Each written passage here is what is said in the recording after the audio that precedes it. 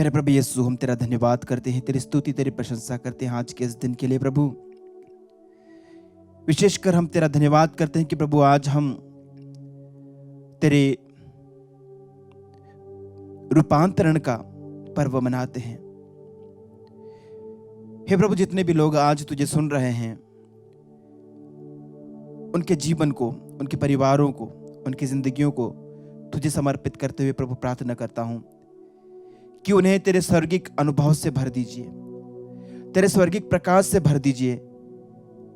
जिस प्रकार से प्रभु तूने पेत्रुस और उनके साथियों को तेरा वो महिमामय रूप देखने को दिया, हे प्रभु तेरी उस स्वर्गिक महिमा की एक झलक, एक छोटी सी झलकी हर एक विश्वासी के हृदय में अनुभव करने की कृपा प्रदान कर, ताकि वो उस अनुभव को पूर्णता से प्राप्त करने के लिए हमेशा लालायित रहे। प्यारे भाइयों, प्यारी बहनों, आइए आज हम मनन चिंतन करें संत मत्ती का सुसमाचार अध्याय 17 पवित्र वचन 1 से लेकर 9 तक।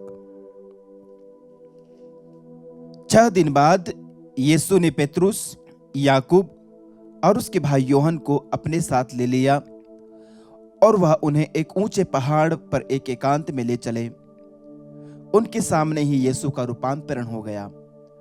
उनका मुखमंडल सूर्य की तरह दमक उठा और उनके वस्त्र प्रकाश के समान उज्जवल हो गए।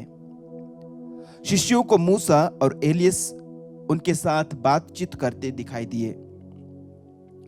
तब पेत्रुस ने यीशु से कहा, प्रभु, यहां होना हमारे लिए कितना अच्छा है। आप चाहें तो मैं यहां 3 तंबू खड़े कर दूंगा, एक आपके लिए, एक मूसा और एक एलियस के लिए। वह बोल ही रहा था कि उन पर एक चमकीला बादल छा गया और उस बादल में से यह वाणी सुनाई पड़ी, यह मेरा प्रिय पुत्र है, मैं इस पर अत्यंत प्रसन्न हूं, इसकी सुनो। यह वाणी सुनकर वे मुंह के बल गिर पड़े और बहुत डर गए। तब यीशु ने पास आकर उनका स्पर्श किया और कहा, उठो, डरो मत। उन्होंने आंखें ऊपर उठाई तो उन्हें यीशु के सिवा और कोई दिखाई नहीं पड़ा। यीशु ने पहाड़ से उतरते समय उन्हें यह आदेश दिया, जब तक मानव पुत्र मृतकों में से जी न उठे, तब तक तुम लोग किसी से भी इस दर्शन की चर्चा नहीं करोगे। प्रभु का पवित्र सुसमाचार। हे ख्रिस्त, तेरी स्तुति हो।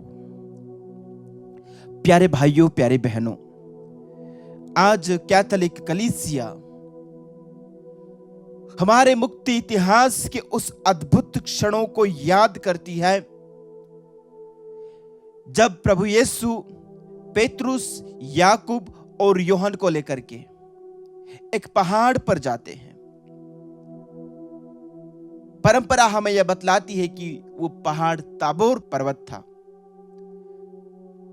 उस पहाड़ पर प्रभु जाते हैं और जब वे प्रार्थना में थे, उस समय शिष्यों की नजरों के सामने प्रभु यीशु का रूप बदल गया, उनका रूपांतरण हो गया।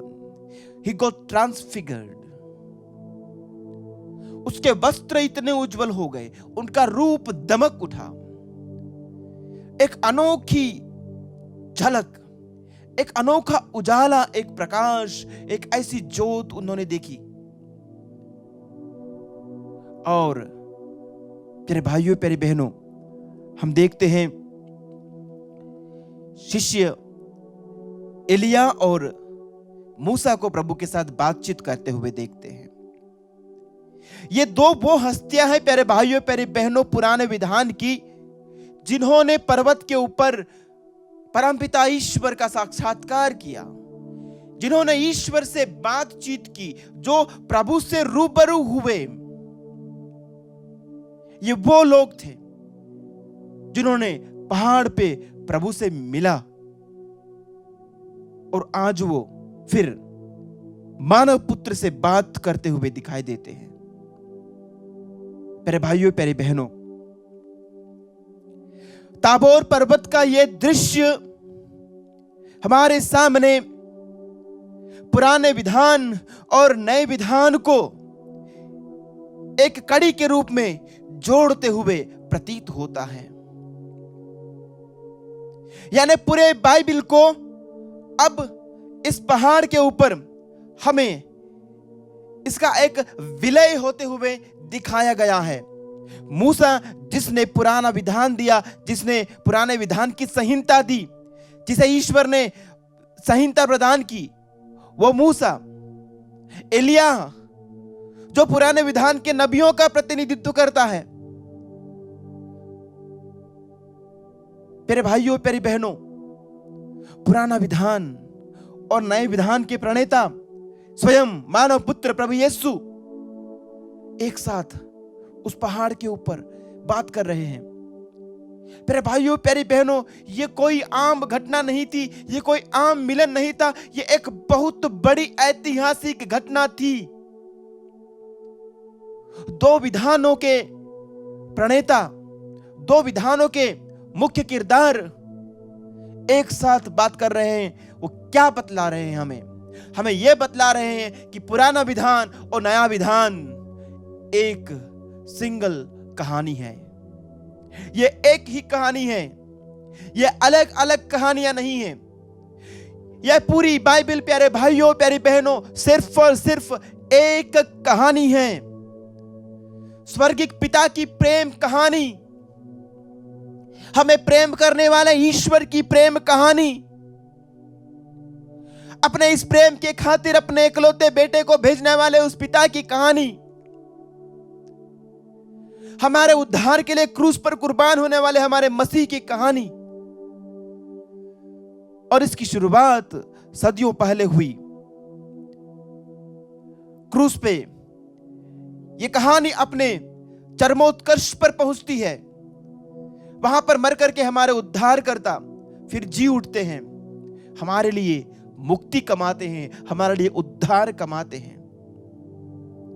आज ताबोर पर्वत का यह दृश्य हमें यह बतलाता है कि इन दो विधानों का जब समागम हुआ, हम सबकी मुक्ति संभव हुई। प्रभु यीशु ने पुराने विधान में अपनी प्रजा को तैयार किया। मूसा की संहिता के द्वारा, नबियों के लेखों के द्वारा, नबियों की भविष्यवाणियों के द्वारा, नबियों के वचनों के द्वारा उस प्रजा को तैयार करते करते प्रभु नए विधान तक आते हैं। और नए विधान में दाऊद के वंश में अपने इकलौते बेटे को इंसान बना करके भेजते हैं। और वो प्रभु यीशु हम मनुष्यों को जैसा शरीर धारण करके हमारे बीच रहते हैं। संत यूहन्ना 1:14 में वचन कहता है, वचन देहधारी हुआ और शब्द देहधारी हुआ, हमारे बीच में रहा, हमने उसकी महिमा देखी है। वो पिता के इकलौते की महिमा जैसी थी। संत यूहन्ना ने उस महिमा को देखा। प्यारे भाइयों, प्यारे बहनों, आज वो प्रभु यीशु हम सबको आह्वान करते हैं। एक तरह से वो हम सबको, जैसे उसने याकूब, योहन और पेत्रुस को उस पर्वत पर बुलाया, हमको अपने पास बुलाते हैं। वो हमें अपने पास बुलाते हैं, कहते हैं कि मेरे पास आओ और मेरे उस प्रेम को, मेरी उस दिव्यता को, मेरे उस सामर्थ्य को अनुभव करो, फील, एक्सपीरियंस। और जब तुम उस चीज को अनुभव करोगे, पेत्रुस की तरह बोल उठोगे, प्रभु हमारा यहां होना कितना अच्छा है। प्यारे भाइयों, प्यारी बहनों, पेत्रुस उन क्षणों को वहीं पर, उन लम्हों को वहीं पर रोक देना चाहता था। वो चाहता था कि वो लम्हे वहीं थम जाए, वो क्षण, वो समय वहीं थम जाए, क्योंकि वो क्षण स्वर्गिक महिमा का क्षण था। उन पलों में पेत्रुस ने, प्यारे भाइयों, प्यारी बहनों, स्वर्ग की उस झलक को देखा। उसने प्रभु की महिमा को, प्रभु के जलाल को देखा और वो मर्माहित हो गया। और वो प्रभु की उस महिमा से गदगद हो गया।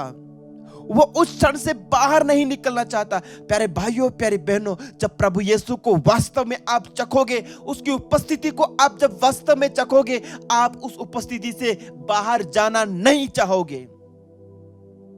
और ये है एक संत की पहचान, एक संत का व्यवहार, एक संत और एक धर्मी व्यक्ति का वास्तविक व्यक्तित्व, कि जब वो यीशु मसीह का टेस्ट कर लेता है, प्रभु यीशु के वचनों का सच्चा स्वाद जब चख लेता है, तो वो कहता है नहीं, अब इससे बाहर नहीं जाना, नहीं, अब इस समय से बाहर नहीं निकलना, नहीं, अब इस स्थान से दूर नहीं जाना, मुझे यहीं रहना है, मुझे प्रभु के चरणों में रहना है, मुझे प्रभु की संगति में रहना है। यही पेतरुस कह रहा था।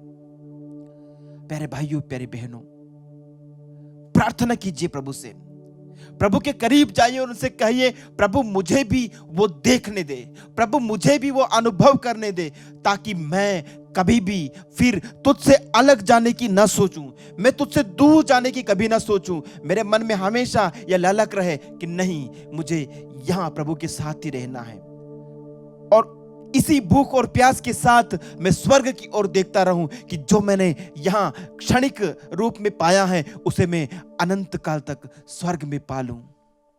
आमीन।